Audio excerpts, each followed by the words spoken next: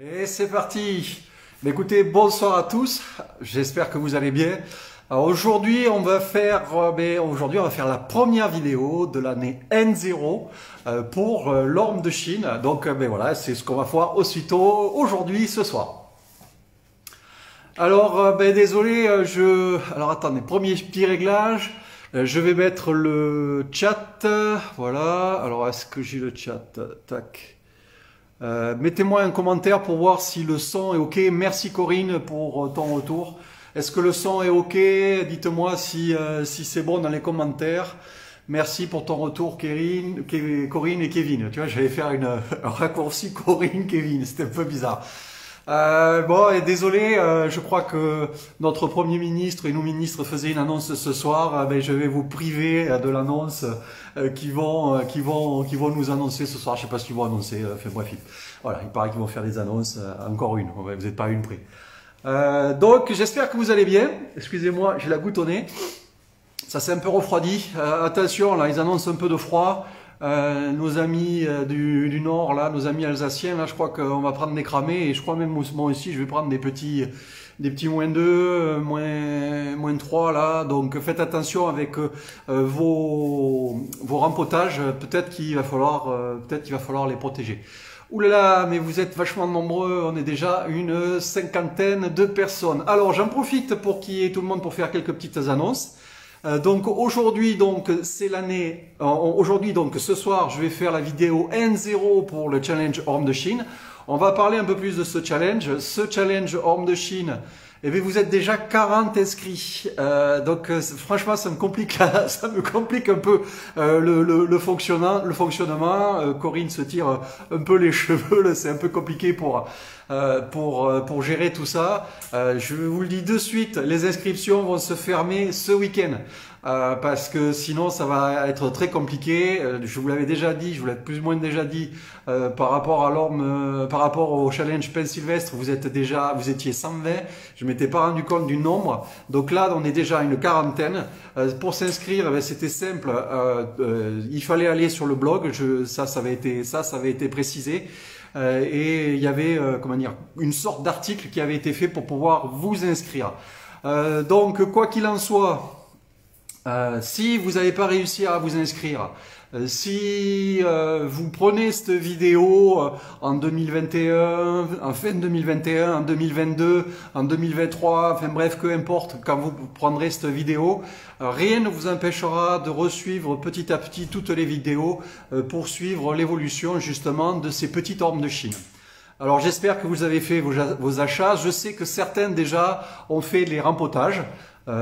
Bon, peut-être qu'ils étaient pressés. J'ai eu pas mal de messages. C'est quand, comment, est-ce qu'on peut faire, est-ce qu'on peut commencer? Vous m'avez submergé de messages. Encore merci Corinne d'en avoir filtré un paquet.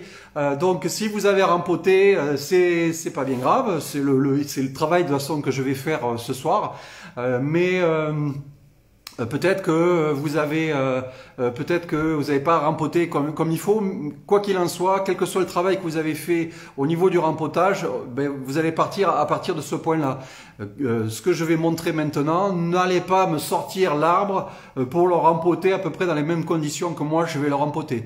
Non, non, vous l'avez rempoté, maintenant c'est fini. On n'y touche plus, on ne touche plus au niveau du racinaire. Je vous rappelle l'objectif quand même de ce petit challenge, c'est de travailler ensemble. Et quand je dis travailler ensemble, je pense un peu à tout le monde, hein, même avec cette période un peu Covid qui nous embête pour nous retrouver en club. Et notamment ceux qui n'ont pas de club, et bien voilà, c'est un peu des travaux qu'on pourrait faire en club tous ensemble. Donc là, l'idée, c'est qu'on le fasse tous ensemble, mais par écran, on va dire, interposé. Donc l'objectif, ça va être de vous apprendre à cultiver l'orme de Chine. L'objectif, ça va être de vous apprendre à laisser pousser vos ormes de Chine. L'objectif, ça va être de mettre du fil sur vos ormes de Chine. L'objectif, ça va être de tailler vos ormes de Chine. Voilà, tous ces travaux-là que j'oublie encore des travaux, ouais. qu'on pourra faire. Je précise, je suis pas fermé sur les styles. Vous pouvez me faire des balais, vous pouvez me faire des racines aériennes, vous pouvez me faire des Burton, vous pouvez me faire enfin, le style cosmique, vous pouvez me faire tous les styles que vous voulez. L'objectif quand même là, c'est de vous montrer comment on peut faire évoluer un petit orme qui vaut pas grand chose dans le commerce et pour arriver à en faire un bonsaï, pour arriver à faire un arbre qui ressemble à un bonsaï. Quoi vous dire de plus? Ouais, message perso, si vous aimez mon travail, si vous appréciez ces petits challenges, n'hésitez pas à aller voir sur mon Tipeee et à me donner un coup de main par rapport sur mon Tipeee, par rapport à tout ce que je peux vous offrir comme contenu qui j'espère vous apprend des choses et qui j'espère vous fait avancer dans le bonsaï. Allez, je vais arrêter de blablasser. On va faire, vous n'allez plus me voir pendant un moment. On va voir plutôt les arbres que je vais travailler. Au niveau du matériel, je vais vous le présenter au fur et à mesure. Et je ferai un petit point sur tout ce qui est l'exposition engrais, substrat, eau, etc. Parce que voilà, il y a déjà eu des petits couacs au niveau des pins. Donc on va essayer de pas faire la même chose au niveau de l'orme de Chine. Donc je vais essayer de tourner ma caméra et de vous montrer de suite ce qu'on va faire. Alors ça va peut-être bouger, je suis désolé. Hop là. Alors on va inverser. Tac. Voilà, donc comme vous tous certainement, j'ai acheté deux petits ormes de Chine, on va dire un orme de Chine classique, qui presque penser à un balai, et une autre forme que vous voyez assez souvent, cette forme en S. Pour exemple, typiquement un arbre qui était derrière là, celui qu'on voit juste derrière, qui était pareil dans les mêmes conditions de culture, peut-être un peu plus gros quand même celui-là au départ. Mais vous voyez déjà, bon là vous avez compris que je suis parti sur un style un peu pas vraiment codifié, mais qui est plutôt libre, qui est plutôt le style, on va dire. Burton, mais pas tout à fait. J'ai laissé des tire-sève que je vais travailler, et il faut vraiment que je m'affole à le travailler parce que je sais pas si vous le voyez bien en caméra, mais il commence vraiment à débourrer. Cet arbre, vous l'avez déjà vu. Cet arbre, c'est l'arbre que où j'avais fait une vidéo la première fois sur la première vidéo que j'ai fait sur les ormes de Chine. Allez, je vais essayer de poser ma caméra pour qu'on puisse, hop là. Voilà, et je vais me rapprocher. Donc, comme tu le vois, hop là, comme tu le vois sur la droite, j'ai préparé un peu le matériel. Je vais sortir le petit orme de Chine.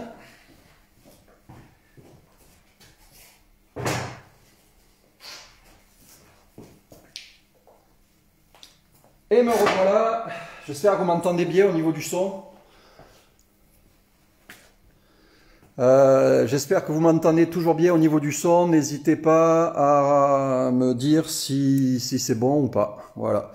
Donc là, je vais vous faire une vue de dessus. Je pense que ça sera le mieux. Alors, ces arbres achetés en jardinerie.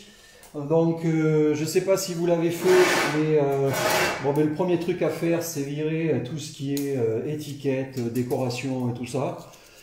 Ça, c'est un arbre. Est-ce que je peux cacher? Ouais. Ah oui, petite précision. Alors, si tu regardes sur les étiquettes, c'est bon là, voilà. Il y a marqué, alors c'est vrai, c'est bien un orme de Chine, mais il y a marqué Zelkova. Alors, et ce n'est pas un Zelkova, c'est un orme de Chine. Il les baptise Zelkova parce que en fait, l'orme de Chine, a priori, serait interdit à l'export. Donc voilà. Donc ça leur permet de faire quand même rentrer des arbres. Alors, ces petits arbres, comme tu les vois, sont pas attachés dans les pots. Comme tu le vois aussi, j'espère que tu vois bien. Ouais, tu vois bien. Comme tu le vois aussi, j'ai laissé dessécher un maximum le substrat. Donc là, c'est un travail qu'il faut que je fasse assez rapidement pour leur redonner de l'eau. Ces petits pots, ça va être compliqué de faire quelque chose avec ça. Je te le cache pas. Tu pourras peut-être mettre quelques petites plantes d'accompagnement, mais c'est pas des pots top. En plus c'est du chinois pas super qualité. Moi, des pots comme ça, ils gèlent chez moi, pour tout te dire. Ben voilà, des fois j'y mets des. D'ailleurs, celui-là, je sais pas s'il est pas déjà fendu. Donc ces petits pots, voilà, tu les gardes pour faire des petites plantes d'accompagnement éventuellement, mais voilà, moi souvent ça finit au remblai parce qu'ils ont gelé. Donc je vais commencer par le S tordu. Alors il me faudrait, mais je mettrai par terre, c'est pas grave. Première constatation. À première vue, ils ont fait des efforts au niveau du substrat. Là, on n'est pas sur un substrat terreux, tourbeux. Là, c'est de la coco. Je peux te le dire. Alors, je l'ai pas fait exprès, hein, mais si tu regardes bien l'intérieur, là, j'espère que tu vois bien. C'est pas de la fibre, c'est des graines de coco, mais c'est bien de la coco. Donc, c'est un substrat. Ben, j'en fais plus la promotion, mais qui est vachement intéressant. D'ailleurs, si les Chinois commencent à l'utiliser, je pense que ça sera plutôt un avantage, pour nos arbres. Alors, ben, l'avantage de la coco, surtout quand elle est desséchée comme ça, c'est que ben, ça se délite mais très très vite. Et tu vois, au départ, je me suis dit, ben, je vais balancer le substrat, mais quand je vois le substrat que c'est, je vais certainement l'utiliser. Alors, peut-être qu'il va y avoir un loup. Moi, je découvre avec vous, en même temps que vous, le système racinaire. Je reviens vers vous. Est-ce que c'est bon au niveau du son? Précisez-moi ça, s'il vous plaît. Les modos, si vous êtes dans les coins, précisez-moi ça.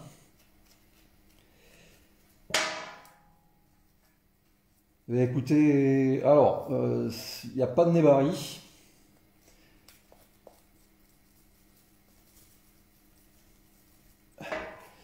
Il n'y a pas de nébari. Le système racinaire est assez sain. Bon, il y a de gros... Alors en fait, il va y avoir de gros problèmes au niveau du nébari. Parce qu'en fait, j'ai que 3 racines, quoi. J'ai vraiment rien, tu vois, sur le côté, là, j'espère que tu vois, là, ouais, au niveau de ma main, j'ai absolument rien.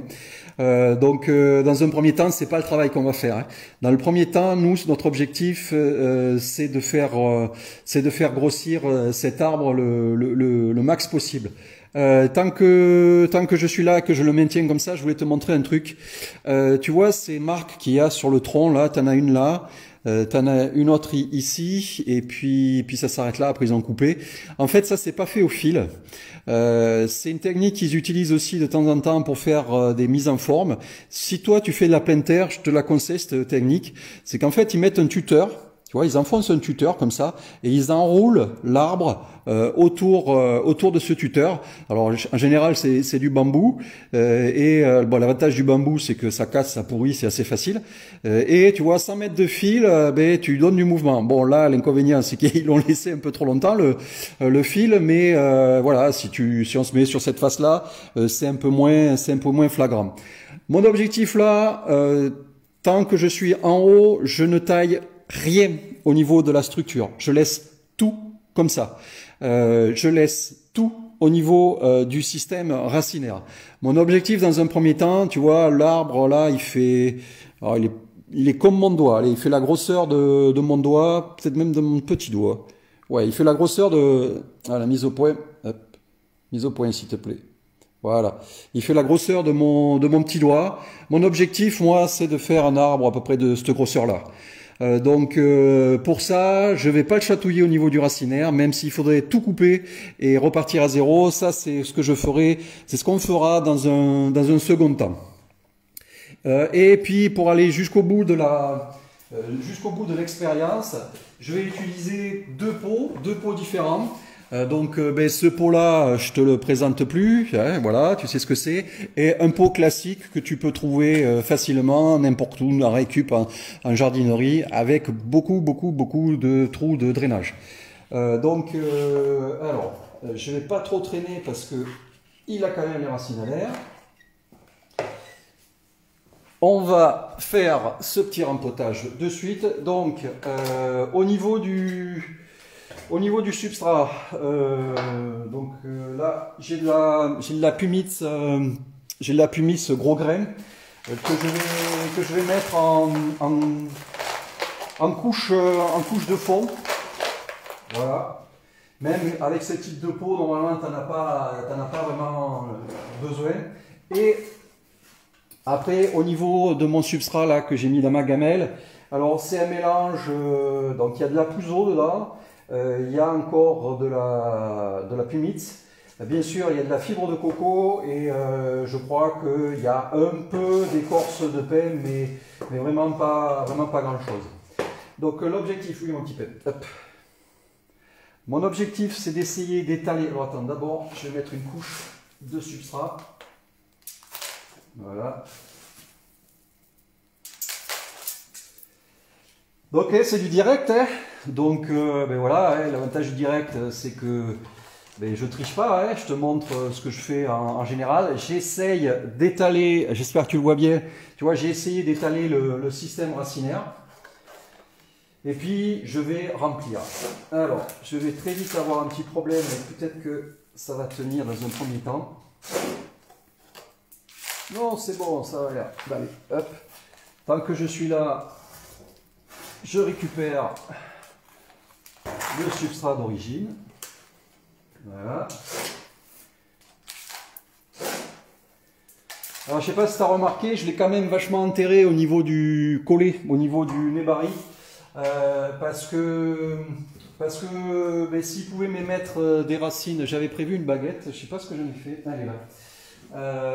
Parce que si il pouvait m'émettre des racines un peu plus haut, ça serait cool, mais dans un premier temps, on va pas se poser la question. Alors, je vais tasser rapidement avec les doigts. Bon, ça a l'air d'aller. Un petit coup de baguette, mais ça a l'air d'être assis sur le côté.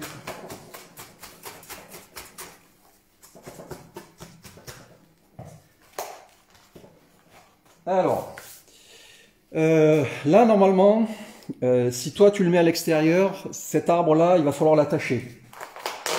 Bon, même si tu vois, il branle quand même, mais il tient.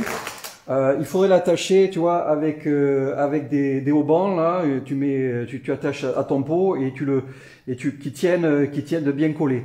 Moi, comme c'est des arbres qui vont aller sous tunnel de prod, quoi, donc ils seront pas soumis à la pluie, ils seront pas soumis au vent. Donc tel que je l'ai posé là, eh ben il va plus bouger, quoi. Allez, un petit coup de substrat supplémentaire. Pour finir, je mets une couche de coco. Et là, cet arbre-là, ce que je vais faire, je vais l'immerger. C'est-à-dire que je vais mettre le pot, je vais mettre de l'eau, je vais le mettre dans une bassine, quoi, et je vais mettre le niveau de l'eau jusqu'ici, quoi, pour vraiment qu'il se rehumecte. Donc je vais pas le faire ici histoire de ne pas pourrir mon atelier. Ce sera le prochain truc que je vais faire tout à l'heure. On va se faire le deuxième tant qu'on est chaud. Je répondrai comme d'habitude à vos questions juste après. J'espère que c'est toujours bon au niveau du son. J'espère que c'est toujours bon au niveau de l'image. Bon, alors un autre arbre. Et celui-là, il n'a pas été acheté au même endroit. Pour tout te dire, il y en a un qui a été acheté à Jardiland et un autre qui a été acheté à Auchan. Et en fait, ça a dû venir de la même pépinière parce que on a le même substrat. Alors l'avantage de l'avoir fait se dessécher un peu, tu vois. Donc comme le substrat colle pas trop, ça me permet de démonter la motte assez rapidement. Et il n'y a pas d'esprit mal tourné quand je dis démonter la motte. Hein. Alors, ben, encore une fois, au niveau du racinaire, c'est bon. Enfin, je veux dire, c'est sain. Je ne dis pas que le racinaire est top top au niveau, comment dire, implantation et tout ça. Mais au niveau état sanitaire, c'est bien. Voilà. Oh là, alors attends. Au niveau du nez-baril, c'est tout aussi pourri. Alors j'espère que tu vas voir. Est-ce que tu vois la mise en forme? Voilà. Tu vois, j'ai une espèce de V là qui s'est formé. Par contre, là, ça n'a pas trop fait de chignonnage. Ah, ça y est. Je vais essayer de démêler ça. Voilà. Ce qui est dingue, c'est qu'il n'y a même pas de... Je sais pas, peut-être que certains, vous avez acheté des arbres comme ça, mais j'ai même pas d'argile en fait. Je me demande même si ces arbres ont vu la pleine terre. Oh là là là là là là. Bon là, les enfants, là, je vais être obligé d'intervenir sur le système racinaire. Parce que je sais pas si tu vois, j'ai quelques petites racines là, et après j'ai une longue racine qui fait tout ça. Voilà.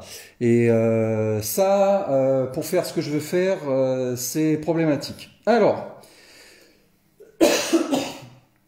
deux solutions. Si tu as la chance ou la malchance, on va dire, d'avoir des racines comme ça, ce que tu peux faire, et bien sûr, je ne l'ai pas prévu, c'est que tu peux faire un arbre avec racines aériennes.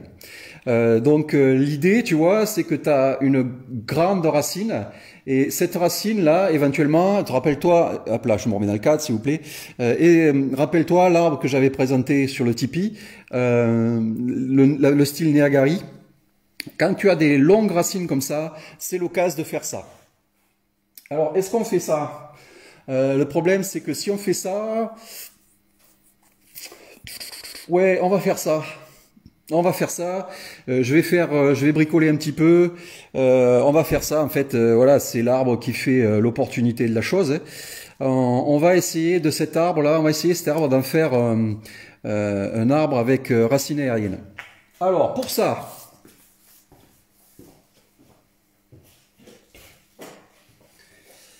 je vais bricoler un truc vite fait. Je vais bricoler un truc vite fait. Ce que je vais faire ça. Ouais, je vais faire ça.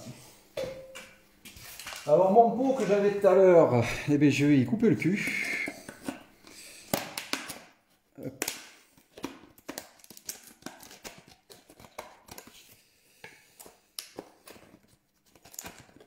J'espère que vous êtes toujours là. Vous êtes toujours là? Faites-moi des signes s'il vous plaît.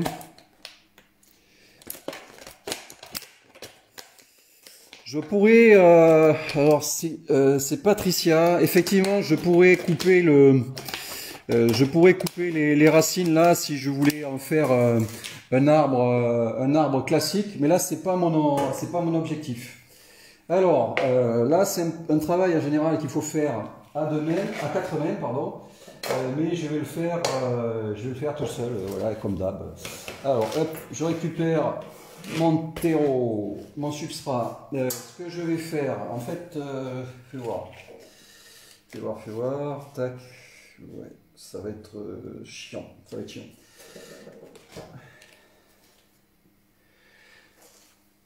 Hop. Donc je mets mon substrat, on va dire, rétenteur.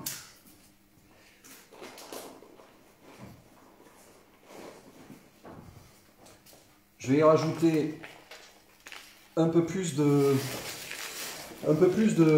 fibres de coco pour bien indiquer aux racines que l'humidité elle est là, quoi. Allez, je vais pas aller plus loin, je vais faire ça,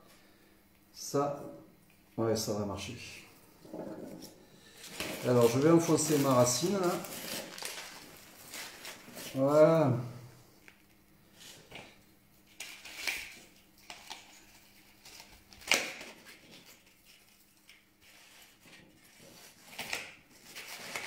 Je vais vous faire ça en direct, les gars. Hein. Alors pourquoi? J'espère que vous avez vu, j'ai mis un petit pot. Pourquoi j'ai mis un petit pot? Dans un premier temps, c'est pour que ça tienne, mon arbre. Parce que là, maintenant, je vais remettre que du Drenum.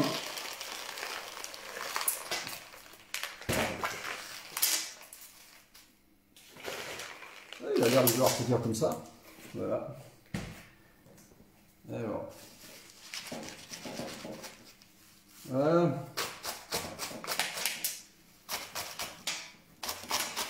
Donc là, c'était l'opportunité. J'ai gardé de profiter de cette grande racine.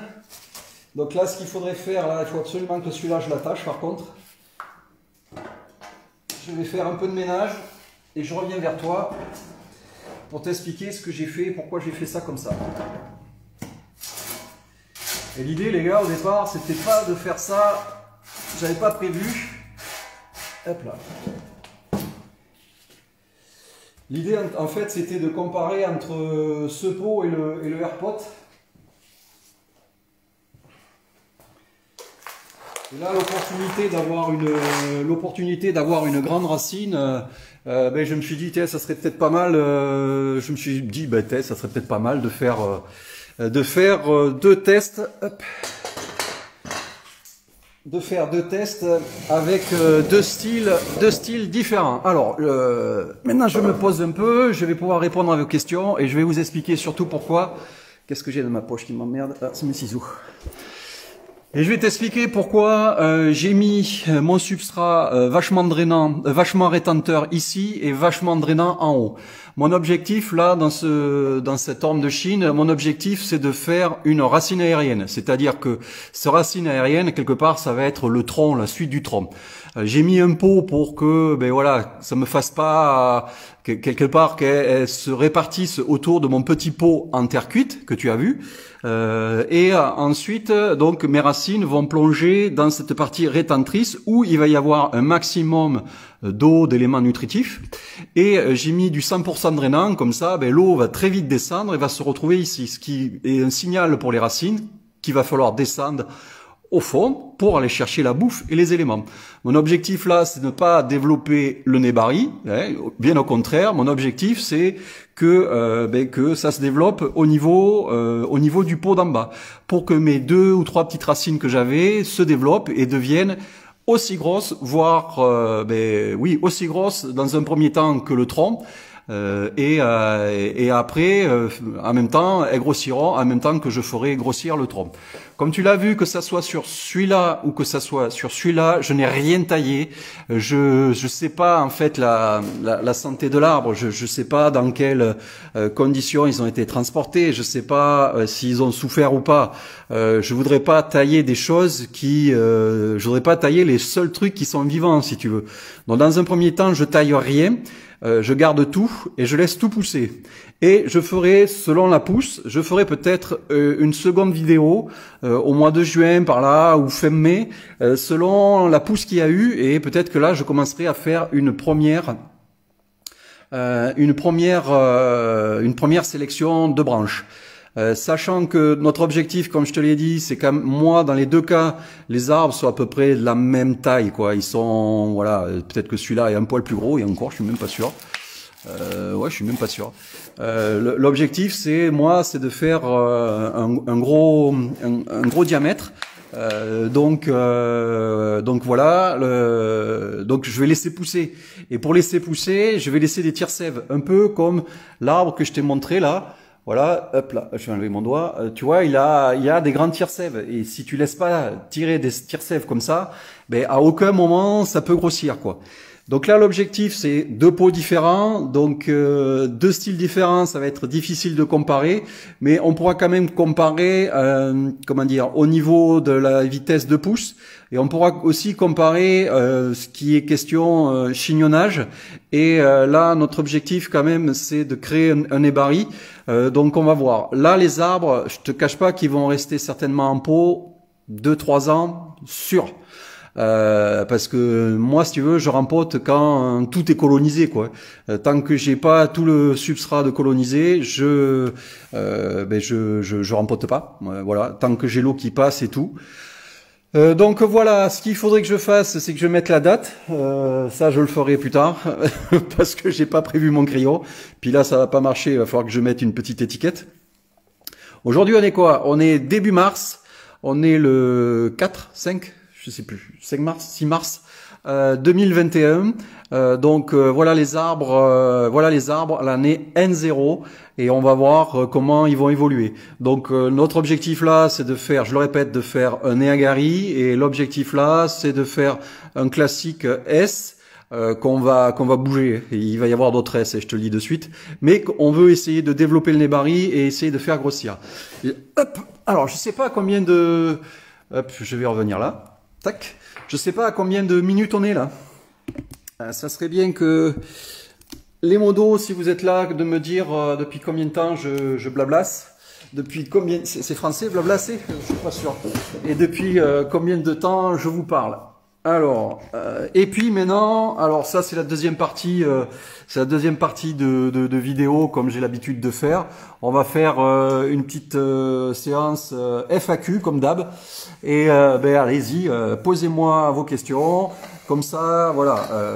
Pour la partie replay, si vous voulez, c'est moins pénible à regarder quand vous regardez des questions que vous voyez pas forcément en plus. Donc voilà, c'est pour mes abonnés YouTube que je pense là. Hop. Donc si vous avez des questions, c'est maintenant les amis. Alors, ça fait 10 minutes. Oh là, Thibaut, je suis pas sûr. Cool, tu viens. Ok, je fais quoi sans Coco? Alors, très bonne question. C'est qui m'a posé cette question? C'est Julien. Si, merci Patricia, 32 minutes. Ouais, je suis dans les clous. Si tu n'as pas de Coco, il faut absolument que tu utilises un substrat rétenteur. Pour ça, alors, je sais qu'il y a des gros problèmes d'approvisionnement au niveau de la Kadama. Et puis vous savez mon opinion par rapport à la Kadama. Je vous invite à utiliser de la zéolite. La zéolite, c'est un substrat en fait qui a des très bonnes capacités de rétention d'eau, qui pourrait, à mon avis, largement se substituer à la Kadama. Et c'est un substrat où je referai certainement une vidéo que pour ça. Donc éventuellement tu rajoutes de la zéolite Chabassi. Si tu n'as pas ce produit-là, alors là ça va commencer à devenir compliqué. À la place de la coco, mets du terreau. Voilà. Mais tu fais une proportion 60-40, c'est-à-dire 60% de substrat drainant et 40% de terreau. Alors, aussi une autre question, à peine 5 minutes, ouais, Patrick, ouais, merci. Ouais. Si vous n'avez pas trouvé d'arbre, je vous invite à aller voir notre partenaire, la boutique Wabi Sabi. Il doit certainement avoir des ormes de Chine à vous proposer à des bons prix. Je vous rappelle la fourchette de prix, moi ceux-là je les ai payés moins de 10 euros. Je pense que vous, allez, pour pas trop tricher au niveau du challenge, je pense que 50, on peut monter jusqu'à une cinquantaine d'euros. Allez. T'as pris le train en marche? Non. Bonjour, super. J'aime. Merci pour toutes les infos. Bisous. Pas de souci, Daniel. Et on trouve où la coco? Alors c'est toujours la même question. Je me demande s'il va pas falloir que je fasse revendeur de fibres de coco. Parce que vous me posez tous la question. Où est la coco? On n'arrive pas à trouver de la coco. Soit tu vas dans les boutiques gros shop là, et là tu vas en trouver, là, pas forcément la super qualité, mais c'est quand même de la coco qui peut être intéressante. Les gros shops, c'est ceux qui vendent tout le matériel pour faire pousser la petite herbe qui fait rigoler là. Dans ces boutiques-là, il y a. Et si vous trouvez pas, mais est-ce que je dis ça? Parce que je vais me faire submerger là. Les gens, vous allez tous me demander de la fibre de coco. Si vous trouvez pas, on verra. Allez, on verra. Vous me contactez en MP. C'est Corinne qui va être contente. Faut prendre du chanvre. Non, alors Fabrice, c'est Fabrice, ouais. Le chanfre, c'est pas incorporé dans le substrat. Le chanfre, si tu m'en fais juste une couche en surface, oui, mais à incorporer surtout pas, hein. Parce que ça composte, ça, voilà, hop là. En même temps, vous voyez mes notes. Ah oui, je l'ai pas fait ça. Alors, Valentin. Et après, je reviens par... je vais en parler là maintenant. Valentin, par rapport à l'osmocote à incorporer dedans. Oui, tu peux le faire. Mais alors, attention les gars, avec... je sais pas ce que vous faites avec vos engrais là. Peut-être que là aussi, il va falloir que je me mette à fournir le bon engrais. Je sais que vous avez des difficultés à trouver de l'Orga 3. Chez Germiflore, ils ont une gamme exactement identique. Par contre, voilà, ce qu'il faut que vous fassiez gaffe quand vous achetez un engrais organique, lisez bien l'étiquette. Parce que tu as des engrais organiques enrichis minéralement. Et en général, le minéral qui rajoute, c'est de l'azote. Et c'est de l'azote minéral. Donc, dans un sens, ça peut être intéressant pour booster les arbres, mais là, il faut faire attention avec les doses. Au niveau des doses d'Orga 3, parce que ça aussi, ça m'a été posé. Allez, 200 grammes max sur un pot. Ouais, moi, je mets plus, mais 200 grammes, mettez 200 grammes max. Voilà. Donc, pour vraiment que ça booste. Voilà. Après, ces arbres-là, au niveau de exposition, sud, nord, ouest, etc. Ces arbres-là, donc je vais bien les arroser, je vais bien les émerger. Ils vont passer un petit stade où ils vont être 1 ou 2 jours à l'ombre. Quand mon substrat se sera essuyé, eh bien, ils vont être plein est. Voilà, plein est et très vite, c'est-à-dire dans 1-2 semaines, ils vont se retrouver en plein cagnard toute la journée. Je vais adapter l'arrosage, bien sûr, en fonction de l'exposition. Ces arbres-là, là actuellement, ils vont être arrosés 1 à 2 fois par jour. Quand je vais être en plein été, ils vont être en plein été, plein soleil, sous tunnel. Donc tu vois les conditions dans lesquelles ils vont être. Donc quand tu as 40 degrés à l'extérieur, dans l'intérieur du tunnel, tu avoisines les 50 quoi. Ces arbres-là vont prendre 8 à 10 arrosages par jour. Des petites fréquences, hein. Ça va être des petites fréquences de 3-4 minutes, mais ils auront de l'eau, pas en permanence, mais voilà, de 8 à 10 arrosages par jour. Tu devrais nous vendre sur le Tipeee, ouais, c'est une idée. Tu entailles pas le bas du tronc enterré pour favoriser le développement racinaire du premier. Très bonne suggestion d'Anthony, effectivement.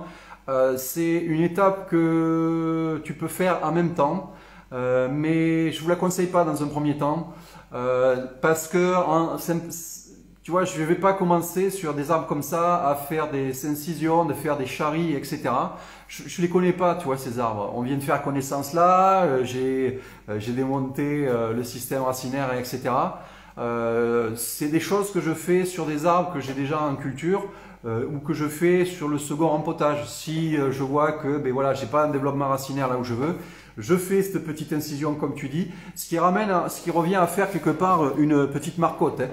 Donc ça, il m'arrive de le faire, ouais. Julien, j'ai de la zéolite. Salut Bruno, les photos pour le défi, c'est avant ou après le rempotage?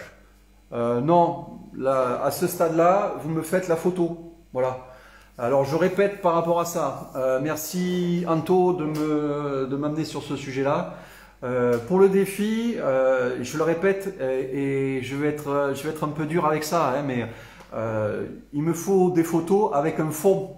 Tous les arbres qui ne seront pas avec un fond ne seront pas sélectionnés. C'est pas plus compliqué que ça. Parce que très vite, si il y a un paysage, si il y a de la végétation derrière, c'est très compliqué de voir l'arbre. Ce qui m'aiderait aussi, et ça n'avait pas été précisé, c'est d'avoir une échelle. Vous mettez un paquet de clopes, vous mettez une bouteille de coca, vous mettez une bouteille de bière, vous mettez quelque chose pour que j'ai à peu près une idée d'échelle. Il me faudra nom, prénom et pas vos pseudos. Ça, je l'ai déjà dit parce que sinon je suis paumé. Nom, prénom, une photo de qualité, hein, qu'on voie l'arbre, Vous voyez, alors attends, je sais pas si tu vois, ouais, tu vois, il faudrait que la photo soit prise à peu près, tu vois, que le niveau du pot soit à peu près à l'horizontale, à quelque chose près. Donc c'est-à-dire, tu ne me fais pas une photo vue de dessus, ni une photo vue de dessous. Je vous ferai peut-être une petite vidéo et un petit article comment photographier son bonsaï avec vos téléphones. Donc je répète, nom, prénom, une photo avec un fond, avec la photo au bon niveau. Et puis, déjà c'est pas mal. Je crois que j'oublie quelque chose, hein, je sais plus quoi. J'oublie quelque chose. De toute façon, tout ça vous sera précisé sur le blog et ainsi que sur le groupe. Qu'est-ce que je voulais dire d'autre? Je crois que c'est tout. Les modos, si j'ai oublié quelque chose, n'oubliez pas n'oubliez pas de me le préciser. Perlite aussi. La perlite n'a pas les mêmes pouvoirs de rétention que la zéo. La perlite, typiquement, c'est pour schématiser, c'est pas un gravier parce que ça a quand même des cavités, ça a quand même une petite rétention d'eau. Mais je préfère que vous utilisiez de la zéolite, c'est quand même mieux. Disque de coco, pareil ou pas? Alors le disque de coco, c'est intéressant pour l'herbe, c'est intéressant pour la mauvaise herbe et c'est intéressant pour garder une humidité en surface. Ouais, c'est intéressant. Tu vois là sur celui-là, j'en ai mis quand même, ouais, j'en ai mis quand même 2 ou 3 cm. Donc peut-être 2 disques de coco. Ouais, pourquoi pas. Ouh là là, il y a beaucoup de questions. Je sais pas si je vais pouvoir tout faire ce soir. Je suis en vacances et je rentre lundi, mais j'ai un homme de Chine pour le challenge, donc peut pas faire les photos, ça peut le faire quand même. Dépêchez-vous, l'inscription, dimanche, ferme et clôturé. Parce que là, vous me faites peur. Hein. Vous me faites peur. Si à chaque challenge que je fais, vous êtes entre 40 et 100, là, entre 50 et 100, là, ça va être très vite compliqué pour moi. Pareil que pour le challenge Pain Sylvestre, je ferai la même chose là sur l'homme de Chine. On va pas faire un tirage au sort où je sélectionnerai pas les arbres en fin de challenge. On fera quelque chose tous les ans pour que voilà que chaque travail que je trouve qui a été bien fait soit mis en valeur. Donc pour ça, je vous l'annonce de suite, comme ça sera fait. Il y aura des petits lots qui seront offerts par nos partenaires. Donc je vous embrasse les partenaires, merci à vous.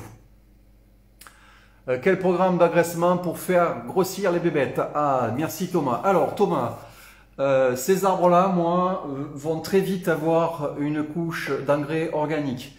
Pour tout te dire, ça va être un 3 de 3. Ils vont avoir cette couche-là, donc on va dire pendant la même couche d'engrais va rester au moins 2 mois, 2-3 mois, parce que je vais vraiment en mettre une couche. Et en même temps, chaque fois que j'arroserai, ils auront de l'engrais. Ils auront un engrais chimique.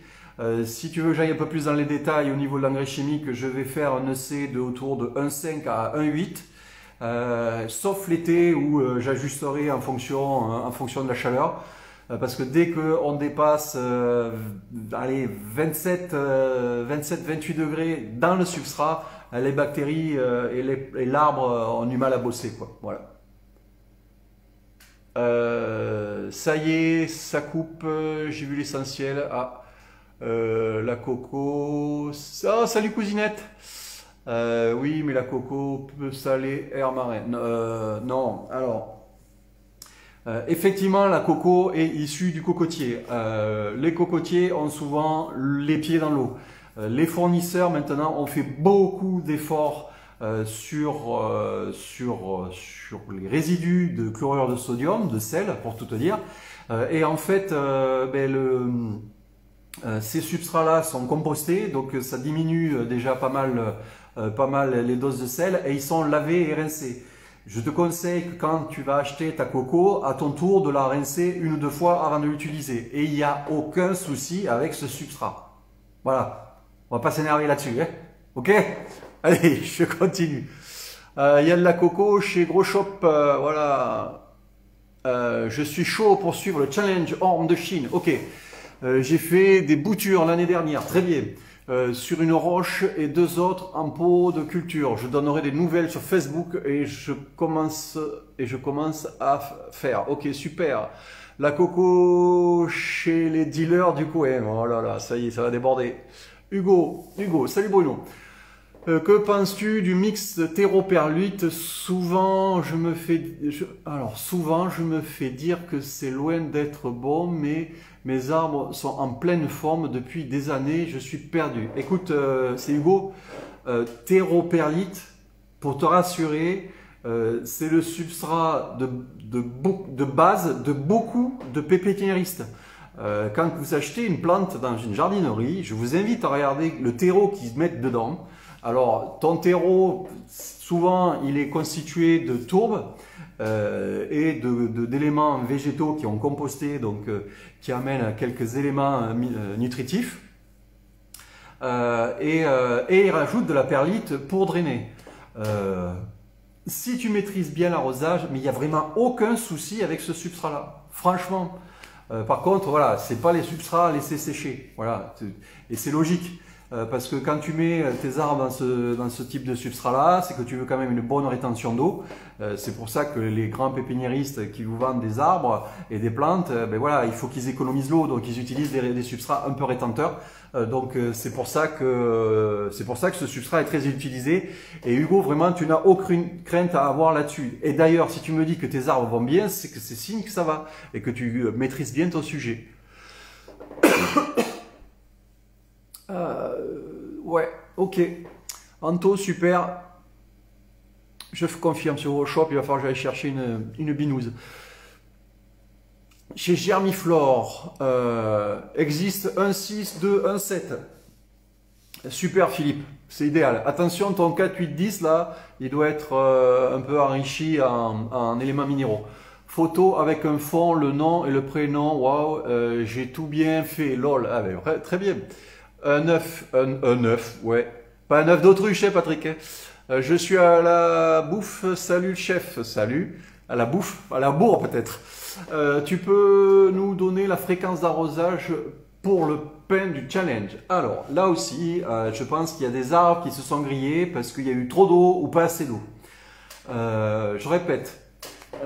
Que ce soit sur ces arbres-là ou que ce soit sur les pins, une fois que vous avez travaillé le système racinaire, il faut quelque part, je vais vous le dire comme ça ça va être clair, il faut quelque part noyer le substrat. Mais noyer, c'est-à-dire que vous plongez, comme ça vous êtes sûr, vous plongez votre pot dans une bassine et tant qu'il y a des bulles qui sortent, vous le laissez.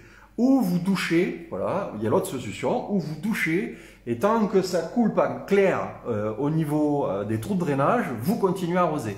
Une fois que vous avez fait cette étape où ça a été bien rincé, vous laissez ressuyer un peu votre substrat.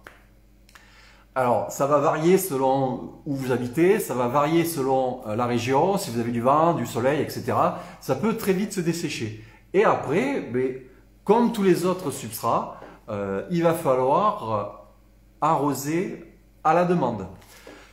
Il faut que vous compreniez un truc au niveau de la pousse, au niveau de la vitalité de vos arbres, le facteur limitant, le premier facteur qui fait que vos arbres ne poussent pas, c'est l'eau.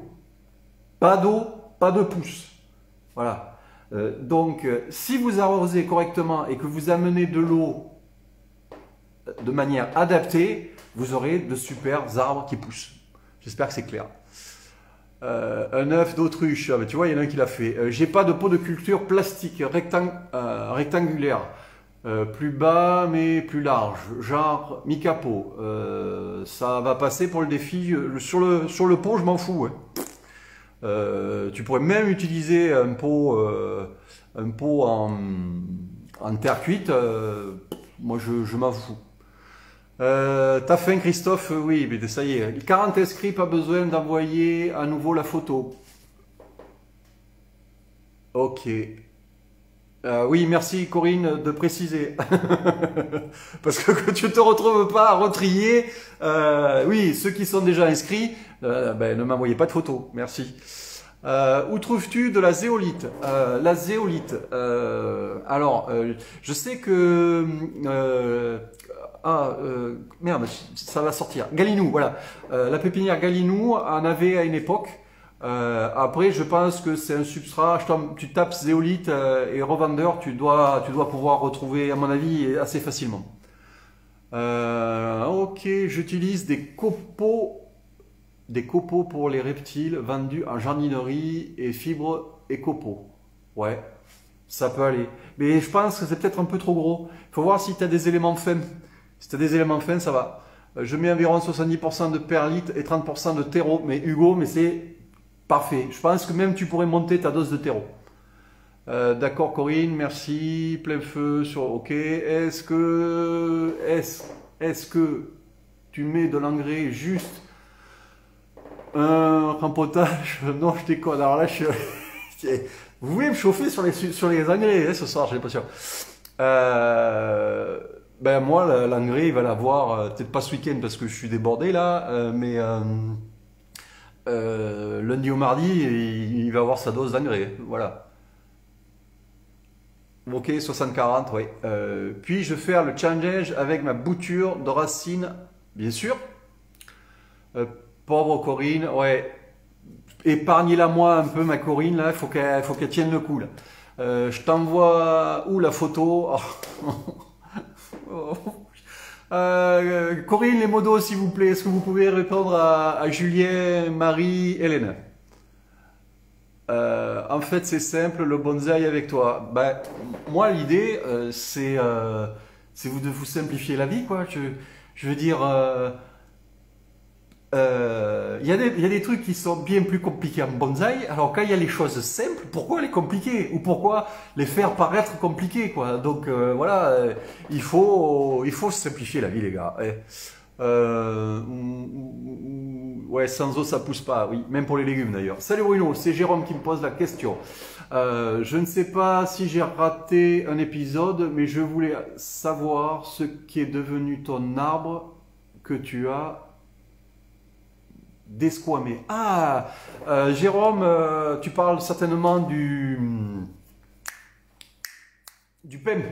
Je ferai une petite vidéo là-dessus, ouais. Ça fera peut-être l'objet d'un direct. Comme ça, en même temps, on verra les greffes. Je l'envoie où la photo, s'il vous plaît, les modos? Est-ce que vous pouvez répondre à Julien, je crois, et Gilbert? Ok, la bise. La zéolite est un gravier d'aquarium. Oui, utilisé aussi en aquarium. Je pense. Papa. La zéolite est un gravier d'aquarium sur le blog. Corinne vous dit sur le blog, sur le blog, sur le blog. Oui, j'ai fini. J'ai fini de répondre à toutes les questions. Tu as un lien pour déposer ta photo. Voilà, Corinne t'explique exactement ce qu'il faut faire. Tu vas sur le blog, tu as un lien pour déposer ta photo, pour te connecter. Alors bien sûr, il faut être abonné au blog. Voilà. Et pour t'abonner, il faut t'inscrire. Donc tu as ton mail, etc. Tu as une page description à remplir. Et une fois que tu as fait ça, ben, tu peux t'inscrire au challenge et donc tu as une page dédiée à ça et je crois même que ça s'appelle Challenge Orme de Chine. Confirme-moi ça Corinne, mais je crois que c'est ça. Le vide d'air sous les pots retournés ne fait pas... Non, je te cache pas que l'idéal ça aurait été de mettre une pierre ou quelque chose comme ça. Mais le vide d'air là, c'est intéressant aussi parce que les racines vont pas y aller.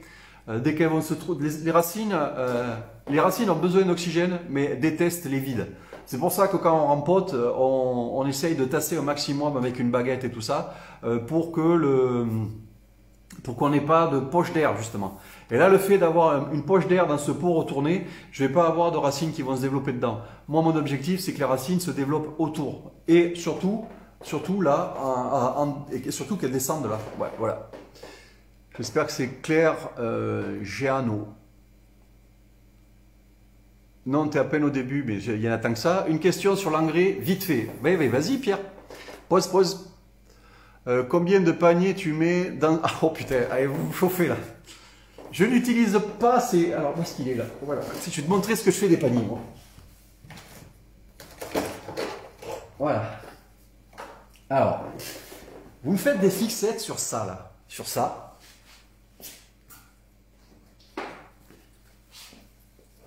Moi, je vais te montrer ce que je fais avec ces paniers. Donc déjà, je coupe le dessus, là. Je coupe ça, là. Voilà. Après, je coupe comme ça, là. Voilà. Voilà. Tu vois, il est bien découpé. Et après, je fais ça. Et je mets ça à la poubelle. Ces putains de paniers, c'est une aberration agronomique. Pourquoi? Allez, je ferai une vidéo là-dessus parce que je suis désolé Denis, je t'ai massacré ton panier. Allez, c'est un gadget vendu, pour les bonsaïkas.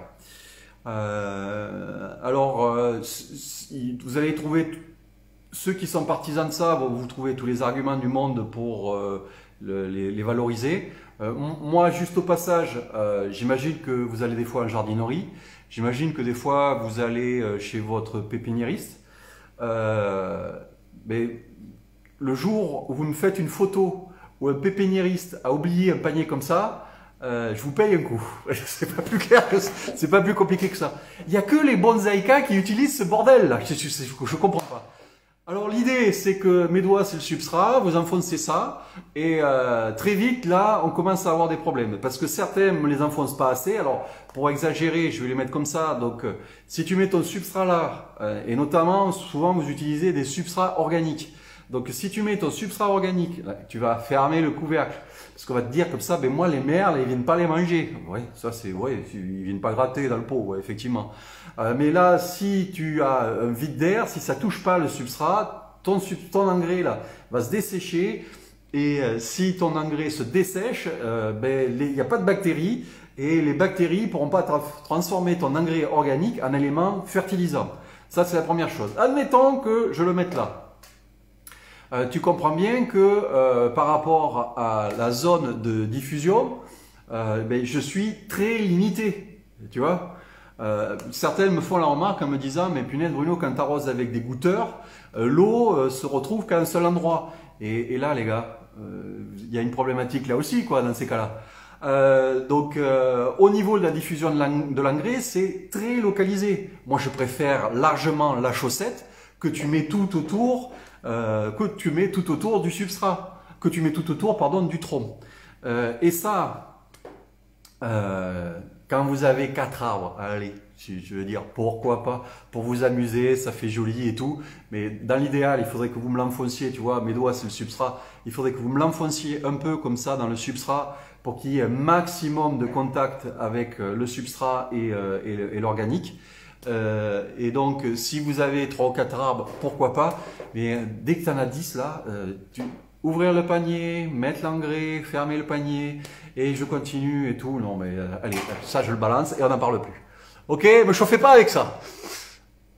Donc, du coup, pour répondre à ta question, Emma, je n'utilise pas de panier. Cette mesure, c'est une mesure à la noix. Je préfère, Emma, tu dois certainement avoir des vieux collants, tu dois avoir certainement de vieilles chaussettes. Tu utilises ta chaussette, tu mets si tu as des petits pots, par exemple, si tu as des pots plus petits ou si tu as ce type d'arbre là, tu mets à peu près 150 à 200 grammes d'engrais organique, tu fermes ta chaussette et tu poses directement ta chaussette sur le substrat. Oui, c'est moche. Mais je suis désolé, là les arbres, on peut pas dire qu'ils sont dans des super conditions d'exposition. C'est pas notre but premier. Votre but premier, c'est de faire du tronc. Votre but premier, c'est de faire pousser votre arbre. Dans un premier temps, l'esthétisme, on s'en fout. Dans un premier temps, on cherche une efficacité agronomique. Bon, j'espère que c'est clair.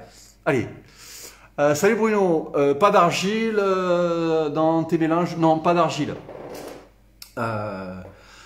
Alors, il y a là aussi, c'est pas des détracteurs, mais En fait, certains me disent, mais si tu utilises des engrais, pardon, des substrats sans argile, tu vas pas avoir cette rétention d'eau, tu vas pas avoir cette capacité qu'a l'argile de retenir les éléments. Je suis désolé, la coco, à partir du moment où ça retient l'eau, ça retient les éléments fertilisants aussi. Je suis désolé, la zéolite, à partir du moment où ça retient l'eau, ça retient aussi les éléments fertilisants, etc., etc., surtout les substrats qui retiennent l'eau. À partir du moment où tu as un substrat qui retient l'eau, il retient aussi les éléments fertilisants. Et qu'on me prouve le contraire si je dis des conneries. Il y a 50 questions au début. Ah non, je remonte pas. Quel pH pour l'orme? Oh Thomas, tu me sens pointu par rapport à l'EC et le pH. Si tu veux, là, mes arbres vont être fertilisés et comme j'ai une eau un peu dure, il peut m'arriver que mon eau monte à 8 de pH. Donc j'acidifie mon eau et là, ma consigne, ça va être autour de 5,5, 6,5. Voilà. Donc je vise les 6 de pH.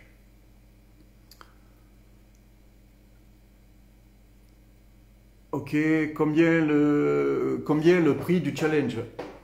Eh bien, moi, le prix, enfin, je comprends pas très bien ta question, Jean-Jacques. Moi, le challenge, je fais pas payer, quoi. Je veux dire, le challenge, tout ce que je vous donne, c'est offert, quoi. Après, Jean-Jacques, si tu veux me soutenir, comme j'ai dit en début de vidéo, n'hésite pas à aller voir mon Tipeee, tu vas trouver les liens sous la vidéo. N'hésite pas à me soutenir sur mon Tipeee, voire à t'abonner, prendre la formule abonnement.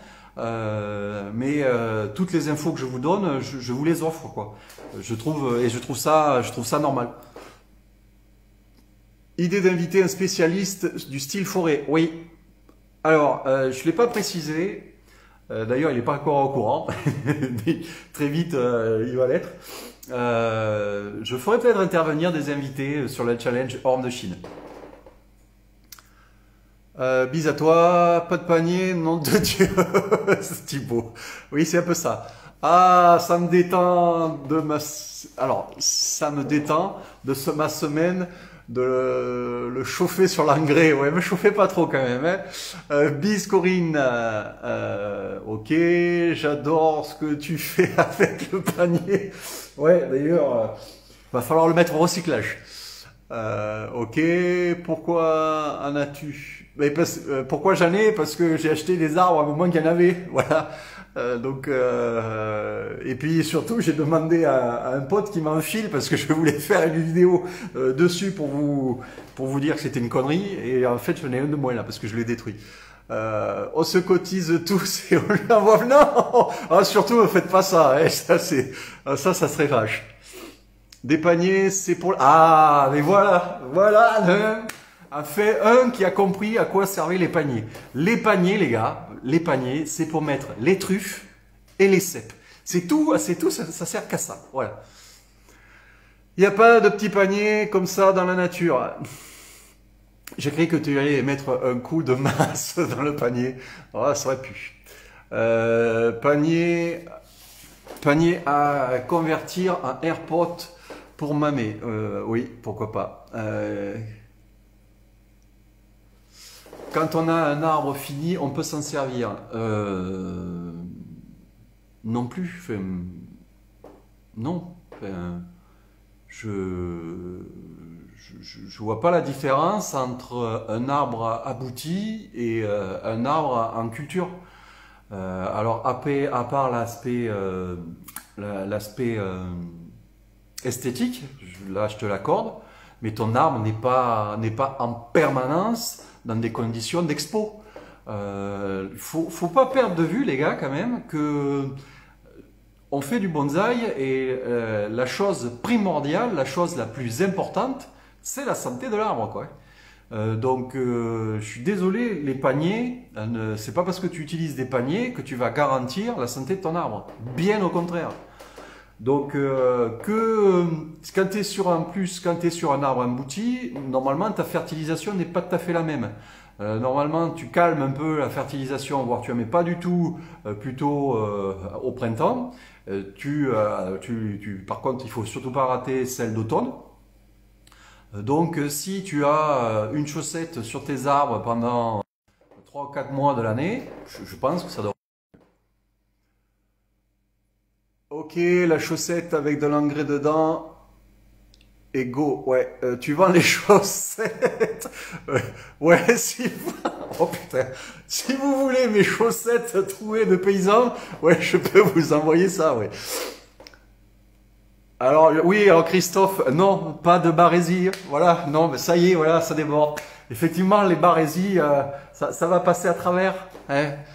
Alors, je sais que tu fais des soirées un peu space, Christophe, mais là, quand même... Euh, mais, alors... Alors Didier, c'est Didier Marty. Mais au Japon, ils se servent des paniers. Alors Didier, j'aimerais savoir déjà si tu es allé au Japon. Voilà.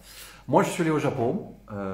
Effectivement, j'ai vu des arbres avec des petits paniers, notamment des shoin, c'est-à-dire le pot il est comme ça quoi. Le pot il est comme ça. Et le nebari de l'arbre il est comme ça. Donc effectivement, autant te dire qu'il n'y a pas beaucoup de place pour mettre une chaussette. Et puis vu le nombre d'arbres, ils font deux choses. Soit ils mettent un petit panier et c'est assez rare, soit ils posent directement l'engrais sur le substrat. Voilà. Moi, c'est ce que j'ai vu au Japon. Voilà.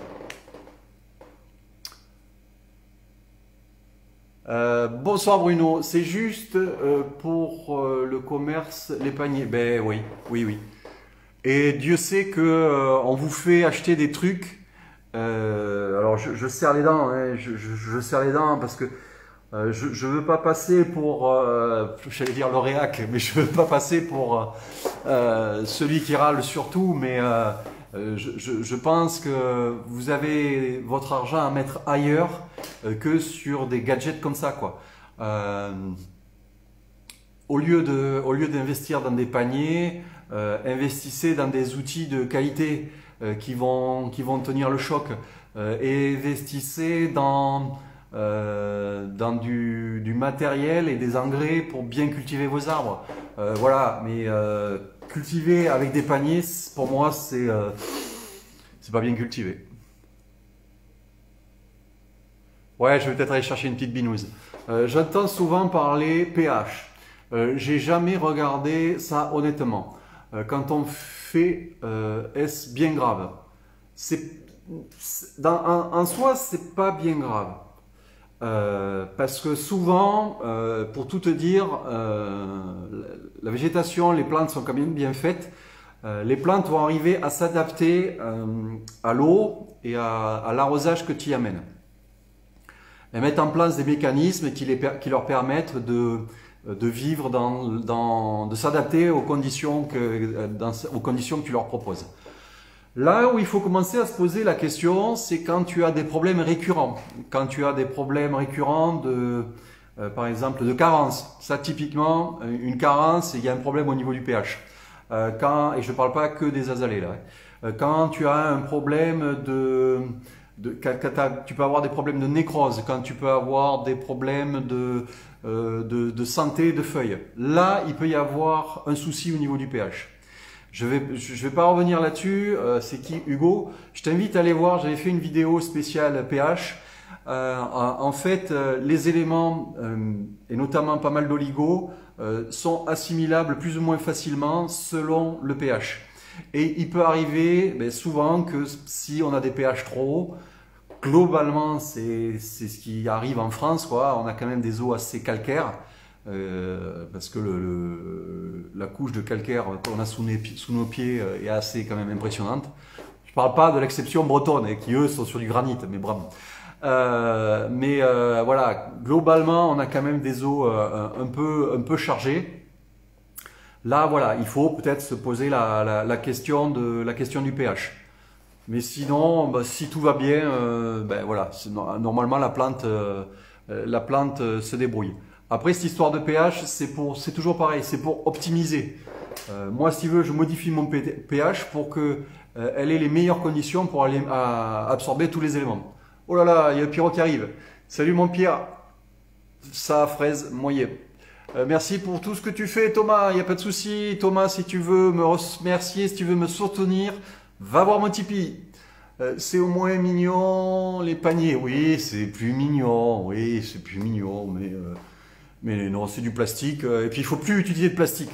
On l'a dit. Donc, voilà. La poche plastique a disparu. Donc, voilà. Mais le plastique dans le bonsaï, c'est fini. Alors, je suis mal barré, là, parce que tous mes pots sont en plastique. Mais au moins, on peut commencer par les paniers. D'accord. Au bout d'un moment, quel bon moment cette vidéo. Salut Bruno, en condition optimale, combien de temps pour former un orme?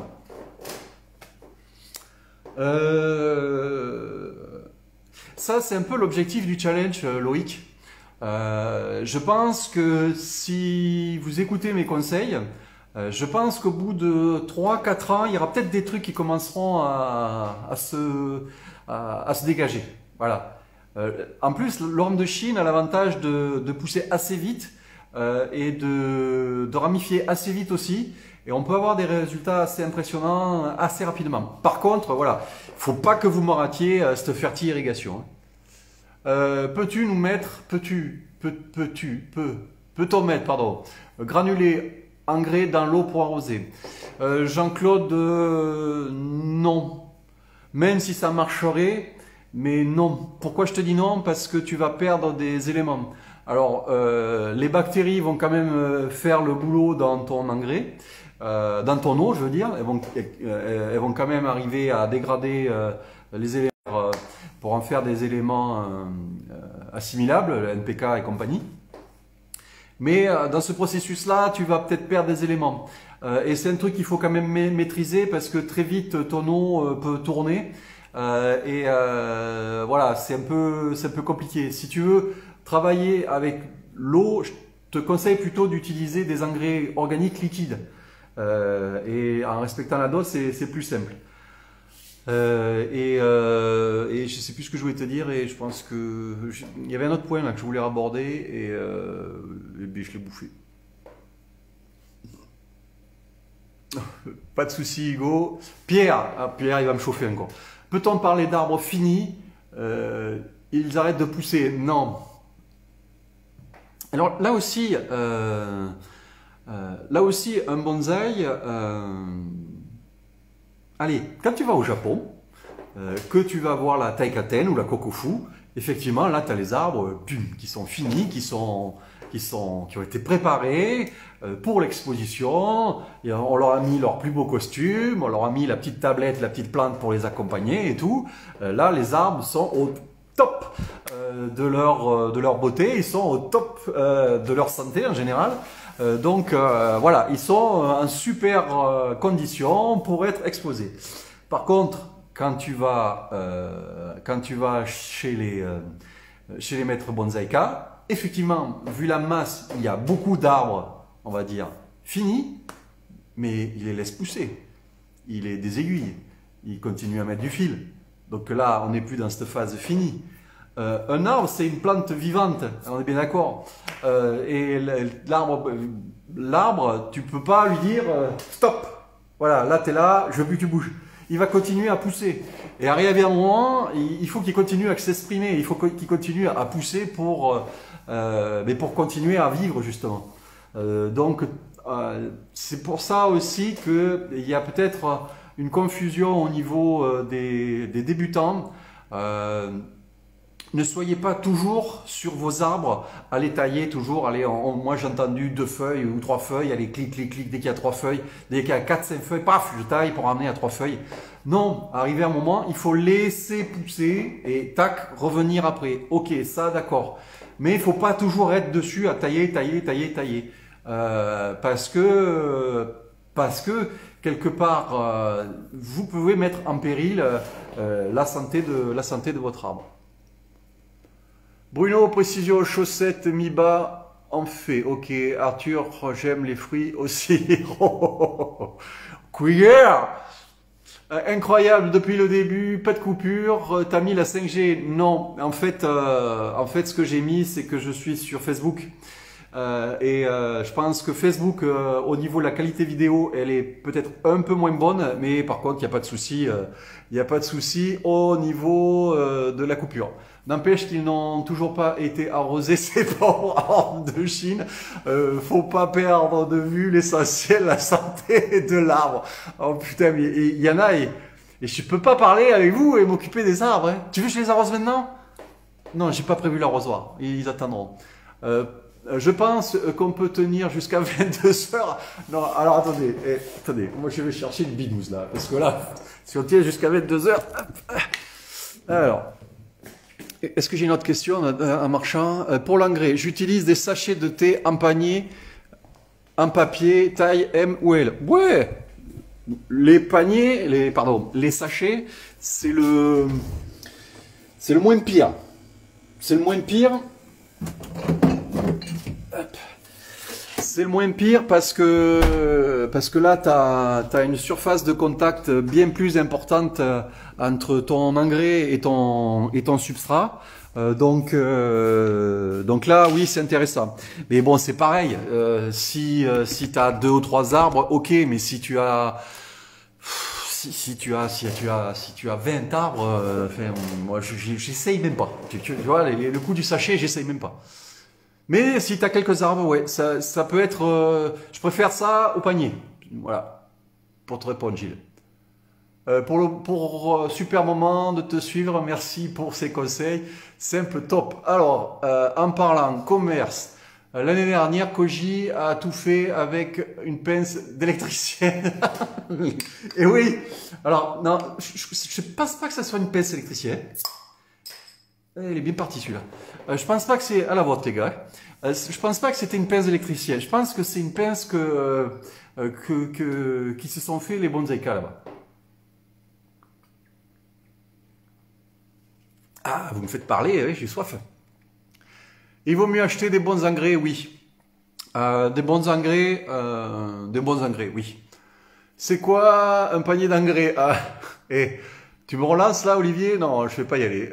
Jamais utilisé ça. Ah ben voilà, un professionnel qui vous dit qu'il a jamais utilisé ça. Ok, arrosage avec l'eau de l'étang. Oui. Ben moi j'arrose avec l'eau de mon lac. Donc c'est une question, une affirmation, Jeannot, je sais pas. En France, l'eau est calcaire. En Bretagne, on a de l'eau normale. Pas fou. Ouais. C'est vraiment des cas particuliers, ces Bretons. Hein. Arroser à l'eau de pluie, c'est l'idéal. Pourquoi c'est l'idéal, l'eau de pluie? Non, on va pas rentrer dans un débat, dans un jeu question-réponse. Mais l'eau de pluie, c'est l'idéal. Mais alors attendez. L'eau de pluie bien stockée, c'est l'idéal. Parce que une eau de pluie que tu mets dans une cuve transparente où tu as des algues qui se développent, je te garantis, c'est pas jojo. Donc il vaut mieux quand même avoir des eaux, des cuves enterrées ou opaques pour éviter que les UV les touchent. Et puis en plus, cette eau a une certaine acidité parce qu'elle n'est pas passée par le sol, donc il n'y a pas le calcaire et ces différents éléments qu'il peut y avoir. Et ensuite, elle est chargée, alors je mets entre parenthèses ça, mais c'est pas négligeable, notamment en agriculture. Dans la nature, il a été mesuré que l'eau de pluie amène à peu près 10% d'azote par rapport aux besoins de la plante. Par exemple, un arbre dans la forêt, l'eau de pluie lui amène 10% de son azote. Voilà. Après, tout l'azote qu'il utilise est amené d'une autre manière, mais c'est quand même pas négligeable. Alors, d'où vient cet azote, vous allez me dire? Mais posez-vous la question de quoi est constituée l'atmosphère. Voilà. Donc oui, il y a du CO2. Alors le CO2 c'est 0,05 je crois. Et on a de l'oxygène et le gros machin qu'on a c'est de l'azote. Et donc, quand l'eau de pluie tombe, elle se charge un peu d'azote. Quand il y a de l'orage aussi, ce processus électrique fait charger l'eau en azote. Voilà, voilà pourquoi l'eau de pluie est aussi intéressante. On arrive à la fin. Moi, j'arrose tous mes arbres avec du château Yquem. Ah, mais écoute, je vais t'envoyer des bouteilles d'eau de mon étang et puis tu vas me filer ton château Yquem. Non, dans le sud-ouest, l'eau est calibrée pour le 51, donc ça va, ok. Perso, l'engrais solide et tous les 2 mois, engrais liquide dilué, parfait. On fait le challenge hors de Chine seulement à la taille. Non, Eric, on ne va pas faire que de la taille, on mettra du fil aussi. Il est fini une fois mort.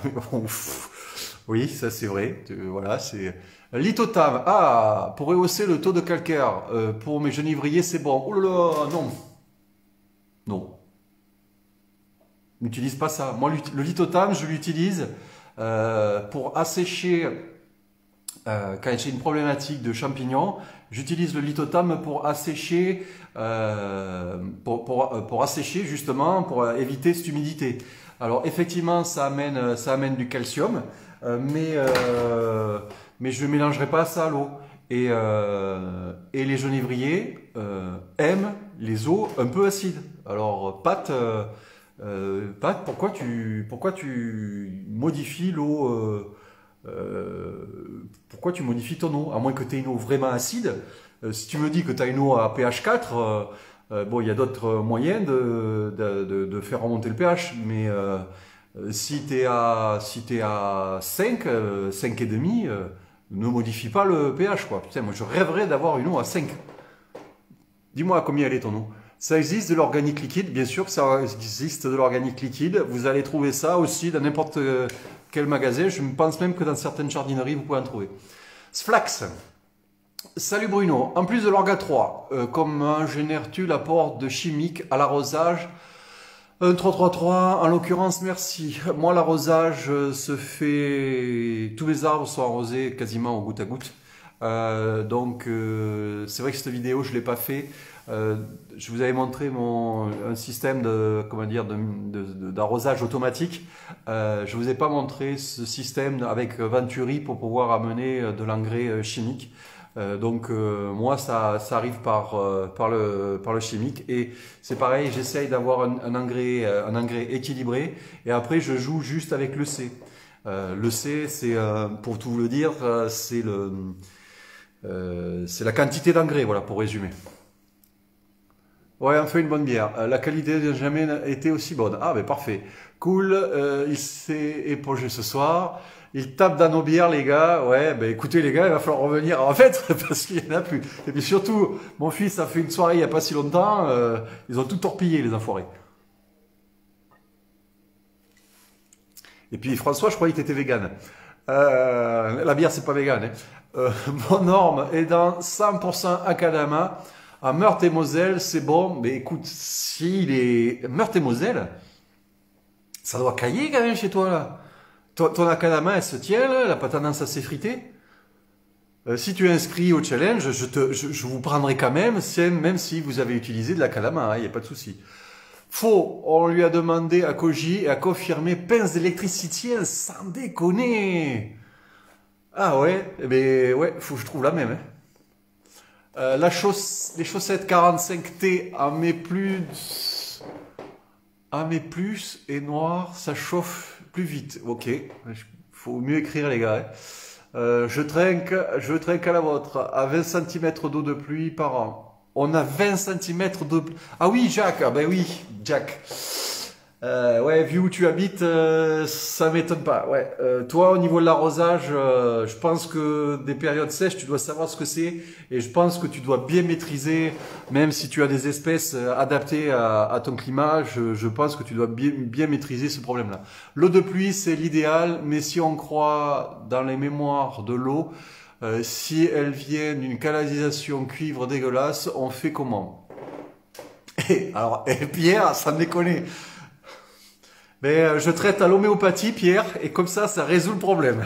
Voilà, parce que je sais que là, tu me taquines, et comme ça, je t'ai donné la réponse. Ok?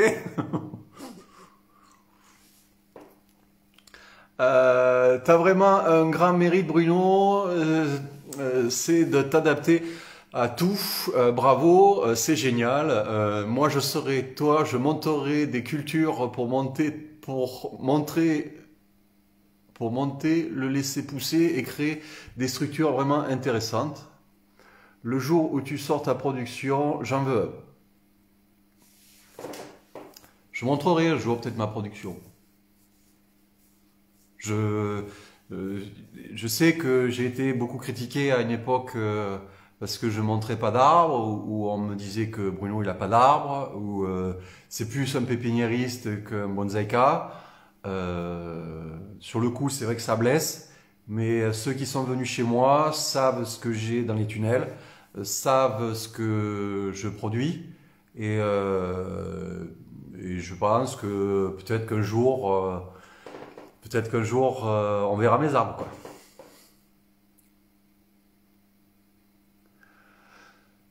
Olivier, l'eau de ton aquarium est un très bon engrais liquide. Parfait, l'eau de pluie. Il y a des arbres en vente, effectivement, sur le blog. Salut Bruno, je suis trop en retard. Boulot, boulot. La rediff sera dispo ce soir. Oui. Et elle sera très vite, elle sera assez rapidement. Ça va dépendre de ma connexion. Dispo en replay sur YouTube. Utilises-tu des purins pour tes arbres, genre purin ortie? Thierry, c'est un vaste sujet ça.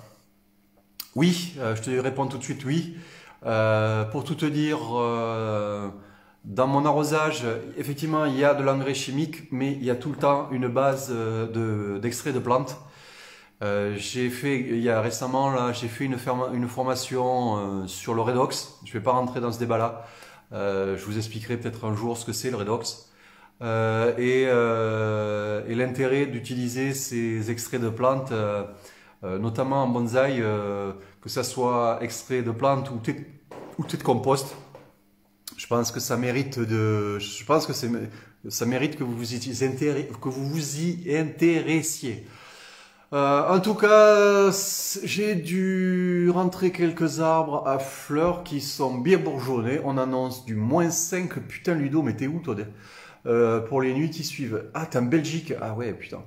pH de 7 la bière. Les ormes sont jaloux. Je suis pas sûr que ça soit à 7, ça.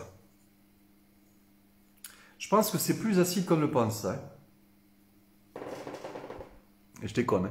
Il y aura une rediffusion du live? Oui. Il sera dispo quelque temps sur le groupe Facebook, et après il sera en replay pour les abonnés au blog. À la bourre, bonsoir. Quel substrat pour un érable? Pouzo, pumice. Merci beaucoup. Soit l'un, soit l'autre, soit les deux mélangés. Et par contre, attention, il te faut quelque chose de rétenteur. Je ne sais pas où est ta région, je ne sais pas où tu habites, mais il faut faire attention, notamment l'été, que c'est quelque chose qui te retienne l'eau. On va t'envoyer des bières bretonnes, elles sont excellentes, je n'en doute pas. Ta production, j'en veux aussi, ouais. Moi, je suis allé chez lui et je sais qu'il y a de la bière du Magret au frigo. Ouais, t'as oublié le foie gras. Pierre, le Magret, on l'a fini. Ouais, c'est un peu vrai. Salut Bruno, c'est David. Je me demandais à quel stade de développement je dois commencer à rétrécir les feuilles sur mon bonsaï en coupant à 3/4 les nouvelles feuilles qui poussent. Moi, c'est une pratique que je ne fais pas.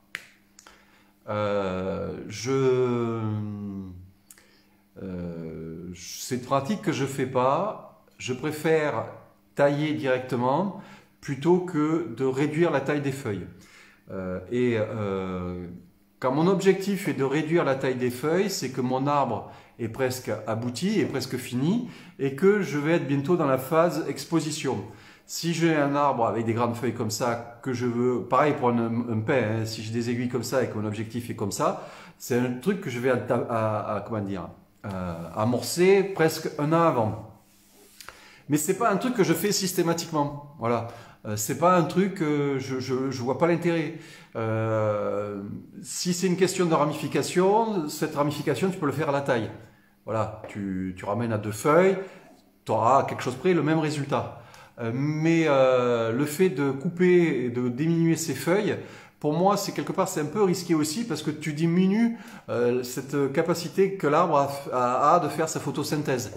Et le fait de la couper, tu crées quelque part des nécroses, que ça soit coupé, arraché, peu importe.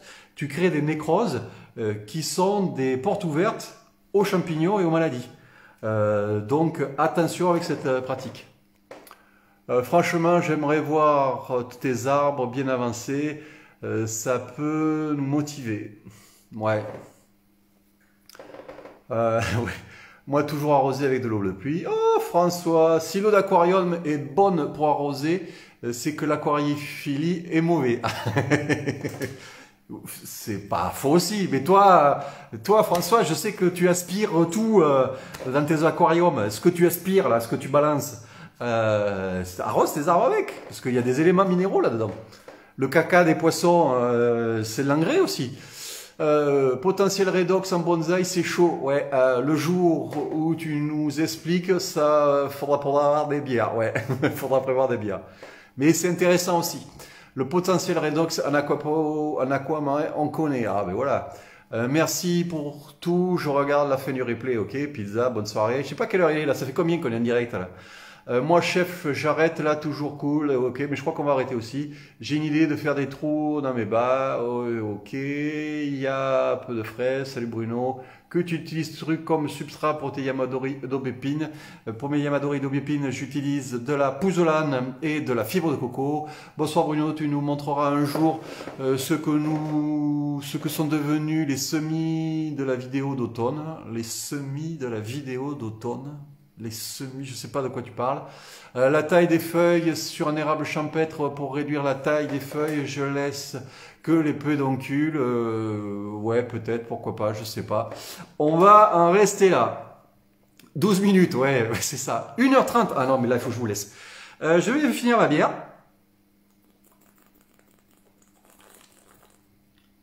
Et puis, j'espère que cette première vidéo du challenge Worm de Chine vous a plu. Alors, elle sera retravaillée cette vidéo. Je vais peut-être faire d'ailleurs 2 versions. Il y aura peut-être une version comme ça, telle quelle. Et je ferai certainement une version plus courte pour la partie challenge. Que ben voilà, quand les personnes qui regarderont ne se retapent pas tout le replay. J'espère que ces idées de challenge vous plaisent. On a d'autres challenges qui vont venir, mais pas de suite. On va attendre un peu. Quand je dis ça, je passe à Corinne. J'espère que ces formats vous plaisent. Si vous avez des suggestions, mais n'hésitez pas à me les faire, notamment si vous avez des idées de challenge. N'hésitez pas aussi à nous rejoindre sur la communauté, sur le groupe Vital Bonsai Family. N'hésitez pas aussi à vous abonner au blog si c'est pas fait. Et puis bien sûr, voilà, n'hésitez pas à aller me soutenir le travail que je vous offre sur mon Tipeee. Vous trouverez le lien facilement, que ce soit sous mes vidéos ou partout, vous trouverez ça assez facilement. Je vous bise, j'espère que ça vous a plu et je vous dis à très prochainement. Bis à tous, ciao ciao.